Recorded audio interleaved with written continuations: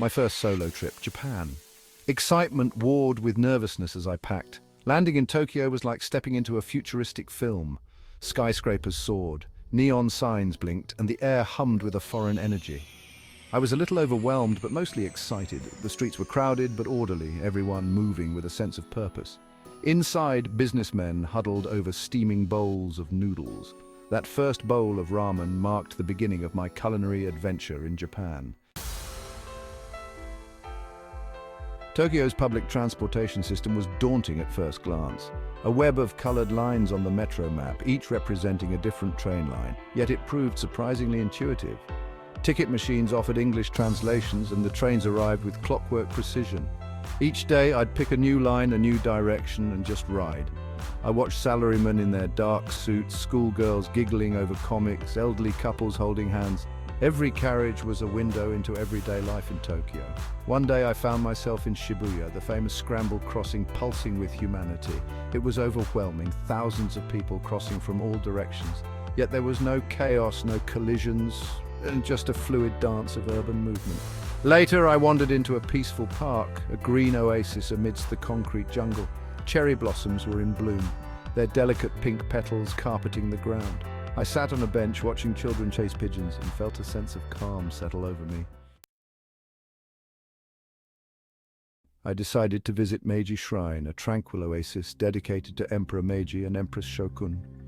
Stepping through the towering wooden torii gate, I felt a shift in atmosphere. The city noise faded, replaced by birdsong and the rustling of leaves. Following the throngs of visitors, I observed the purification ritual at the cleansing fountain. I cupped my hands, mimicking their movements, feeling a sense of reverence wash over me.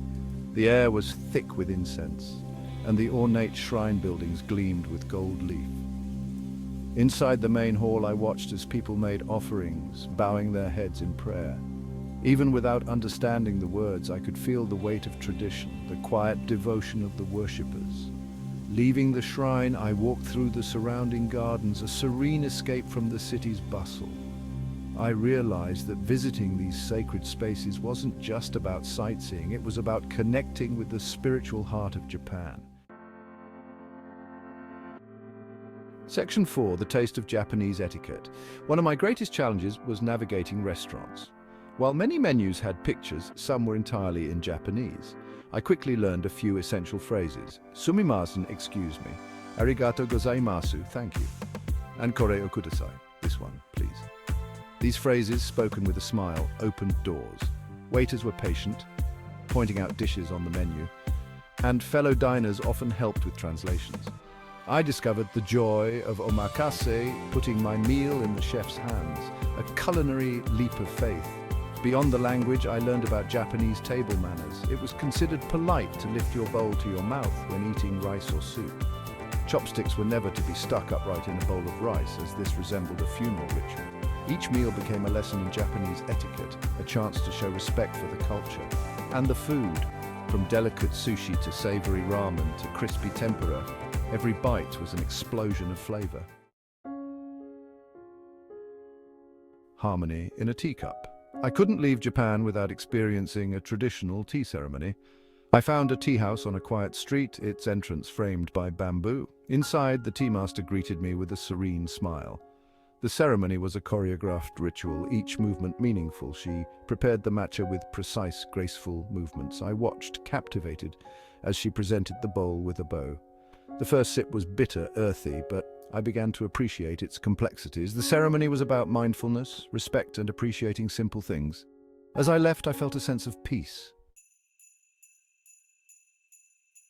Section 6, a farewell feast.